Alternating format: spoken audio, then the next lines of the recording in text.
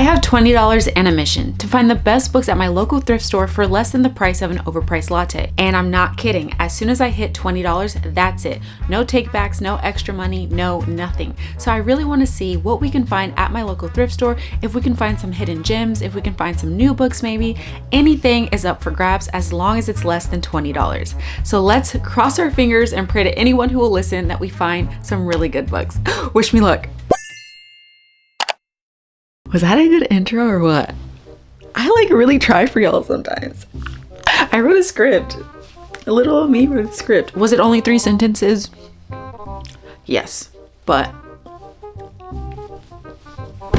first, I would love to thank today's sponsor, which is Kitsch. Now, Kitsch is a company dedicated to making the highest quality hair care products, and there are so many good products to choose from on their website. This one here is the sea salt spray. Even with my braids or a protective style, I use it constantly, and it's able to keep the texture that I want, and it smells absolutely wonderful. No matter what hair texture you have, all of their products work really, really well from my experience, and I've been using them for a few weeks now. I'm also a huge scent person, and I love their hair perfumes. This one is Sheer Violet, Warm Sugar, and Tart Cherry. My personal favorite is Warm Sugar. It just smells like warm. It just smells so good. But I think my personal favorites is the shampoo and conditioner bars. I did not think that this was a product that would work for me just because of the sheer volume and density of my hair. But while using the shampoo bar, I feel like a real difference has occurred.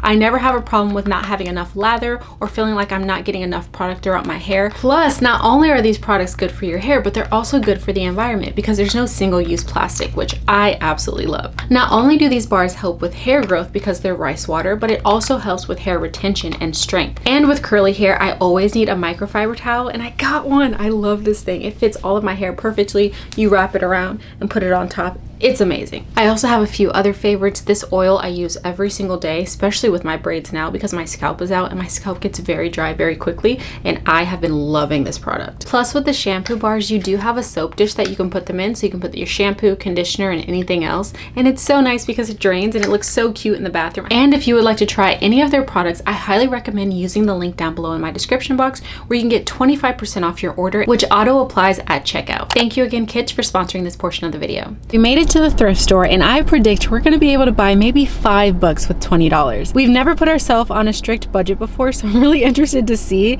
if we're going to be able to stick to it and how many good books we're going to be able to get. Now, with a thrift store, you never know what you're going to be able to find. Some books are good, some books are bad, and I don't know if they're going to be some that I even want, but I am super excited to give it a shot.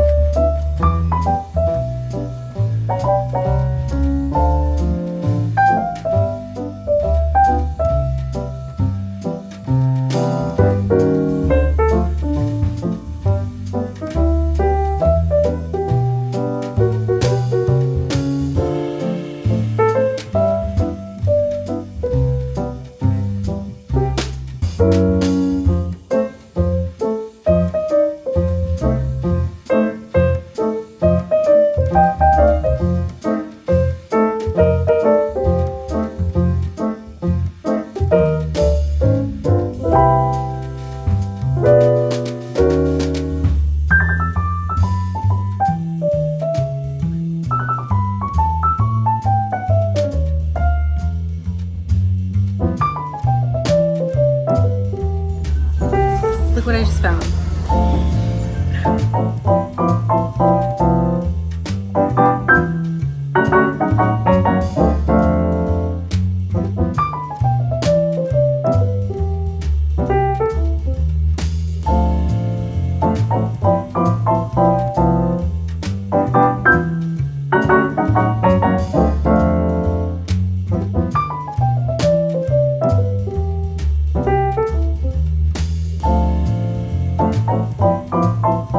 Good news and bad news. We're still within budget, but I've only found 1 book I actually want.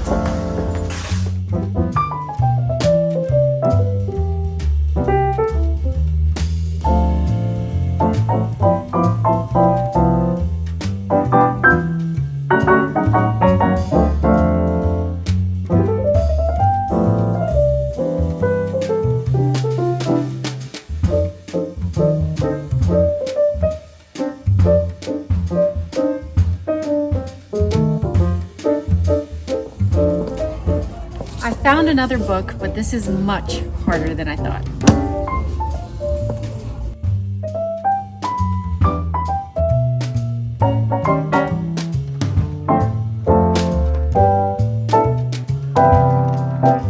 Only spent $15. Yay, love that.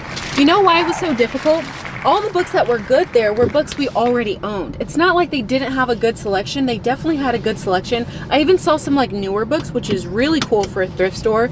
But the problem is, we're the problem. We have such a bad book shopping addiction that all the books that they already had, we literally have already. So that was my bad, but I did scour a little bit. It took much longer because of that. And so I was in there for over an hour, but I did find some good ones that I'm pretty excited about. They're definitely books that I wouldn't have picked on my own. So I think that's fun too. Not only are you saving money, each book was literally $4 or less, which is mind boggling.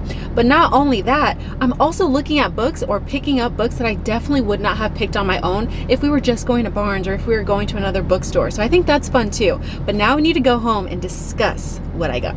Also, it is so hot. I'm sweating like a grown man. I'm sweating like a Khalil instead of a Kalila. It's crazy. Don't tell Jungkook. A few moments later. We were able to get 4 books for $15. Now I would have gotten another book, but if I got that other book, I would have been $1 over, and I just wanted to stick to the thing finally. We've never actually stuck to a single challenge that we've ever done, so I was determined to do so today. So I did not buy that other book, even though I really wanted to. So now we only have 4 books, but we could have really just gotten 5 and only been $1 over. So I think that's pretty good. You cannot buy 5 books at any regular store. So I think that this, if anything, should encourage you to definitely check out your thrift store because I found some really good ones. Now, as I mentioned previously, it took me a very long time to find these books because literally every single good book that they had, I had it already. But these ones did pique my interest, and I saw some reviews on Goodreads. I did look them up and they seem pretty decent. So the one that I was actually super excited to get, and the one that I saw and immediately knew I had to take home, was this one. This is Thinking Fast and Slow. This is a self-help book written by a psychologist, and it talks about the 2 systems that we have in our brain. The first system is fast and emotional, and the second is more slow and logical. And he talks about how if you understand these 2 systems, you can understand your own thought process better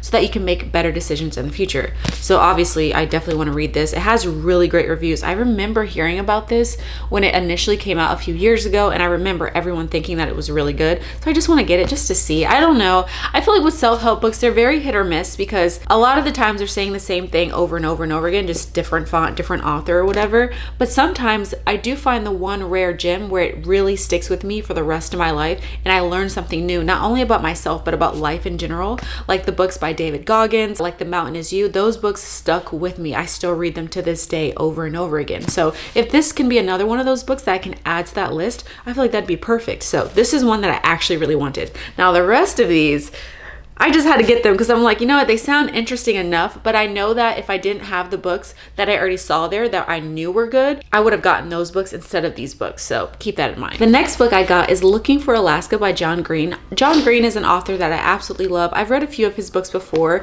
like The Fault in Our Stars. I watched the movie for that. And I know that this is obviously a Hulu series as well. But this one is about Miles. He's a young kid who goes off to boarding school. And when he goes to boarding school, he meets this young girl named Alaska. Now, Alaska and Miles completely change each other's lives, and we get to see that impact on each other throughout the entirety of the book.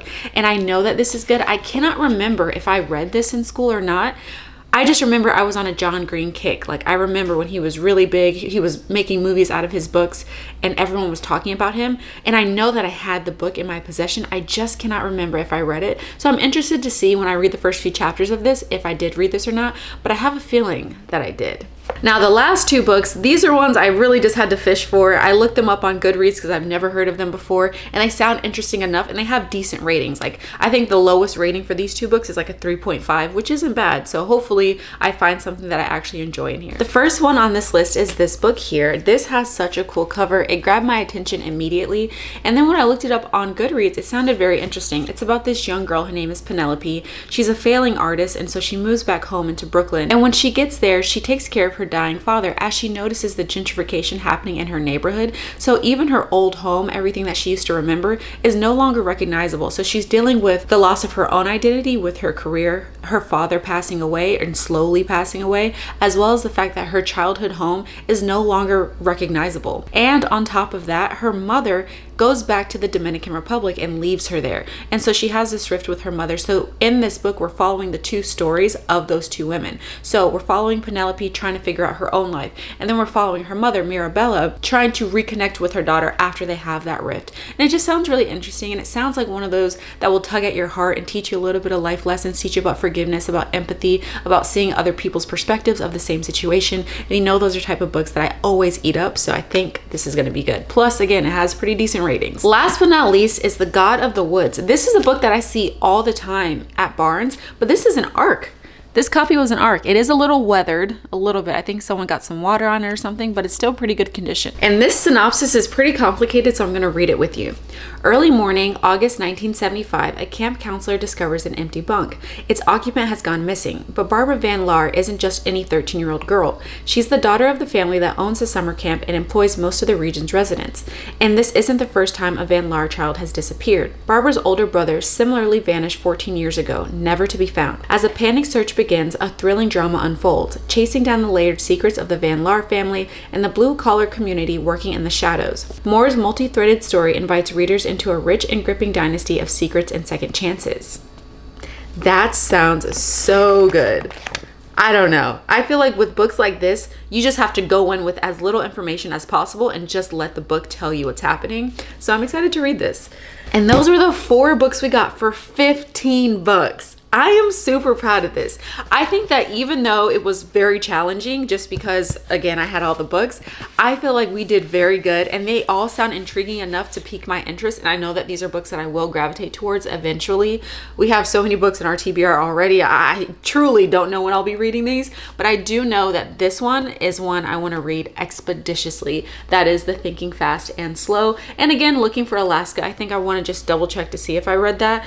And outside of that, I think The God of the Woods sounds pretty good too. I think this would be a great fall read. Let me know which book you want me to read first, which book you would have picked up if you saw any that I didn't see, and continue to like and subscribe as always. Love y'all. See you very soon. Mwah.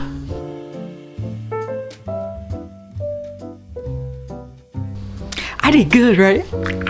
Guys, I spent less than no, that's not true. I spent less than $20 in a video today. Are you proud of me? Are you proud of me?